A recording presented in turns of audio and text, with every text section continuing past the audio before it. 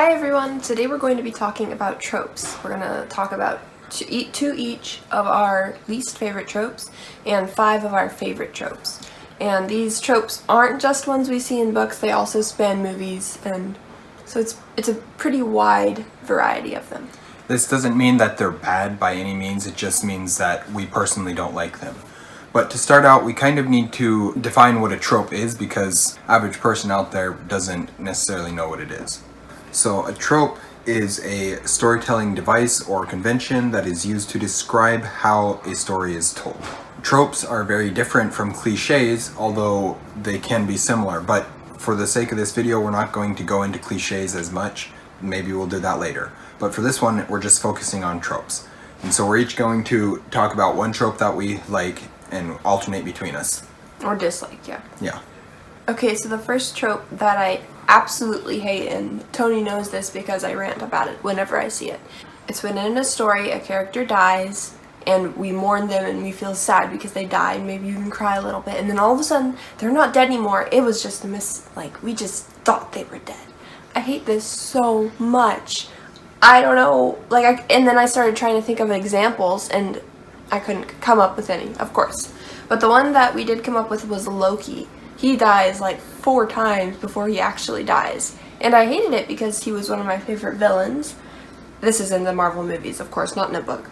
And so he dies all these times, but he's never really dead. I don't like this because it manipulates your emotions, and then, I don't know, how do you put it? It wrenches away what you thought was real, what you thought reality was. It's okay to kill people and mess with people's emotions. Just, well, don't bring them it's back okay to to kill characters. Good catching. It's okay to kill characters and wrench out your guts and everything.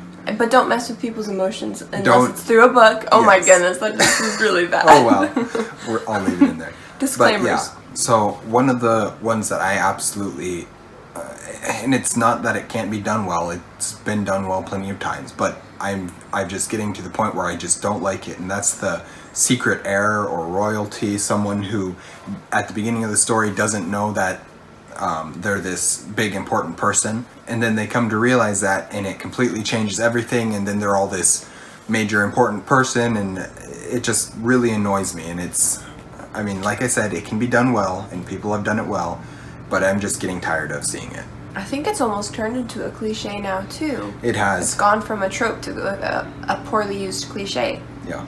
Some examples of this are like Tangled.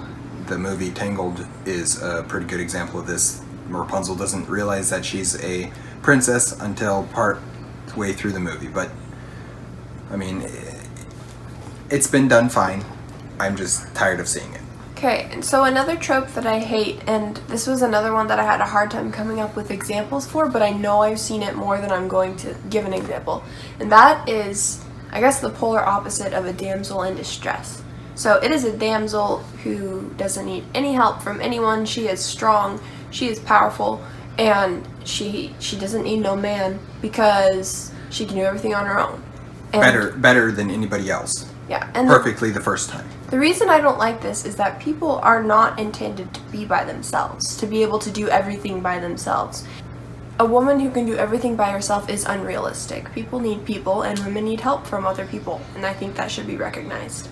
This is commonly called a Mary Sue, which is, I feel like that's a fairly new term come about in the past couple of years, or at least come into favor in the past couple of years. I'd never heard of it, but yeah. I just remembered this character. So the character I think of that's like this is Captain Marvel, and I see this more in Infinity War than in the actual Captain Marvel movie, but it really frustrated me to see her like that. She's almost too powerful, and it's unrealistic, and it turns me off. So yeah. My last one, and it's actually kind of in a similar vein to this, is somebody who's automatically good at something or goes through a training montage and then they're good at it.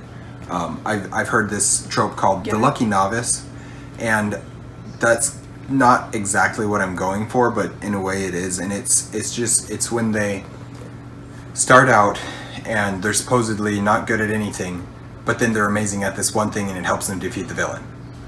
Just for no good reason. And that really annoys me. I mean, same with the training montage. I love training montages, but a character who goes through a training montage for like a week or a month or something like that and then is amazing at something, it's not going to work well.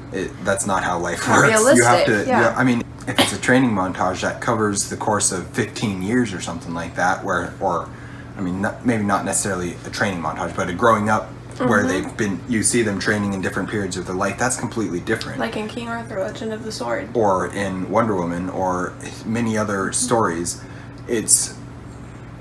You see the character development through, because you see them at 6 years old, and then 10 years old, and then 30 years old, or whatever, and then you can see, okay, they've been training for a long time, so they're obviously going to be better. Yeah. Something that's kind of interesting as we're speaking through this. These are all, something about all of these tropes that we hate is that they feel unrealistic to us. Yeah. So, something to keep in mind and something to remember myself as a writer, not to do that. We actually gave some examples of good training montages, but some other ones that I was thinking of would be like Mulan during I'll Make a Man Out of You scene. That's a whole training montage for probably a month long is all, and they get all this and become these amazing warriors, and that's not how life works. It takes a lot more than that to become an amazing warrior or a good at whatever you're doing. And to change whatever you started as to something completely opposite of what you're going towards. You'll be better, no doubt, but you won't be as spectacular as they make it out to seem. Yeah. But now that we've gotten through our 4 tropes that we don't care for, we're going to go on to our, 10 tropes that we do like. So a trope that I like, and I didn't come up with an example for it, is a character who's haunted by the things that they've done. We're following them along the story, and it's like a mental block more than anything else, or their guilt is just really prevalent. And that's an interesting one. It's almost like what we would see after transition from an anti-hero to a hero. Yeah. But I don't know if an example. If you guys can think of one, comment down below and let me know. Yeah, for sure. So one of my tropes that I really, really like is hidden realms or societies. I think of Arthur and the Invisibles. It's a movie that I watched a while ago, but basically there's this whole other civilization that normal humans don't know about until somebody stumbles across them, and that for some reason I really enjoy that. I guess Harry Potter is the same way, where the whole magical world is completely hidden to the humans that don't have magic.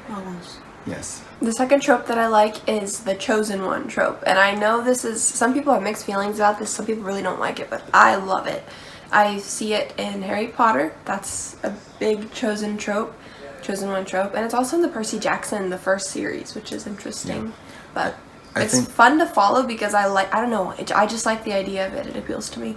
I think part of what makes those two examples such good versions of the chosen one trope is it's not they were prophesied from the beginning. There's these multiple people that it could potentially be, but because of what the villain did, it became this one person. Which is kind of an interesting take. It's almost like if things had happened differently, it wouldn't have been this person. So another trope that I absolutely love, and if you know me, you'll know I absolutely love dragons, and that's the dragon riders or dragon tamers trope. This is a fairly common trope. I think of it mostly in How to Train Your Dragon because, How to Train Your Dragon is the title, but also I love dragons, and I love that idea that some people ride them and then some people don't. It's so cool to me. Another trope that I love is an open ending trope. And I don't know if this really fits into the definition of a trope, but it's something that's fun to me. And it's weird because I have a love-hate relationship with them because I love that I can explore and imagine everything that could have happened, but I also hate that I don't know exactly what happened. They're usually bittersweet endings. And The Giver the first book of the Giver Quartet is a really good example of this. But The Giver was done really well because the first book is an open ending, and then the other books fill in some of the emptiness that we were wondering about, I love the fact that we figured out a way to insert Giver into this one too.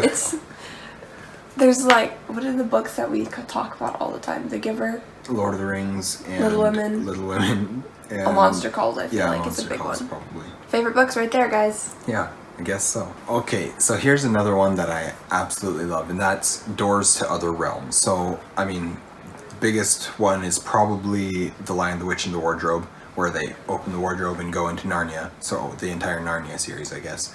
But that whole trope of opening a door and finding something magical, that's, I mean, it's very aesthetic and it's very just pleasing to me. And I don't know. There's other examples. Winnie the Pooh. Yeah, Indian in the Cupboard. Winnie the Pooh is another one where he goes through the door in the tree and emerges into 100 Acre Woods. And it's, I don't know, there's just something about it that's so magical and so amazing. He goes around the house opening doors and cupboards now going, but it's just disappointment. Well, I mean, what can I say? So there's another trope that I like, and it's more of an aspect of a particular trope, and that's the monster trope. So the example I thought of was in Frankenstein. The monster in Frankenstein is hideous and it's distorted and it's a very odd creature, but it is a sentient creature. It does have feelings, and everything it does, even though it's very wild and evil in a lot of ways, it does because it just wants a friend. It wants to be understood and it wants to be loved. So basically what I'm getting at is I love a monster who has reasons for doing what they do. They're not just doing it because they're a monster. He's doing it because he's a monster he wants a friend, and he can't get a friend, and he ends up doing really bad things trying to get a friend in the only way he knows how. So that's interesting. I need to read Frankenstein. yeah, it's a good one. So another one, and it's probably on everybody's favorite trope list, and that's the wise old mentor. So, I mean, obviously Lord of the Rings is a huge one. Harry Potter, Star Wars, they've all got this old man, old powerful wizard type man who's the mentor to the new character, who usually ends up dying. And that's, I mean, what's not to love about this character? It's always such a great character. It's a powerful thing to use in a story, to have the mentor, because we can understand how close they would be to the character before they're ripped apart from them. Yeah. Anyways, that's a great one. So the last trope that I have is kind of hard to explain. It's when a character realizes that if they do this one thing, then they're going to die. And they consider that and they know the consequences, but then they go ahead and do this anyways. And I don't want to give spoilers, so I'm not going to say anything else except that I saw this in The Maze Runner. And the last one that I have that I really love is The Awaiting Evil. This is like a big bad or a big darkness or whatever that's going to come. It's prophesied to come back. Nobody knows when or how or whatever. I mean, this is a fairly common trope, actually. I've seen it most recently in the Stormlight archives, and I'm not gonna get into that because of spoilers, but it's so cool to see.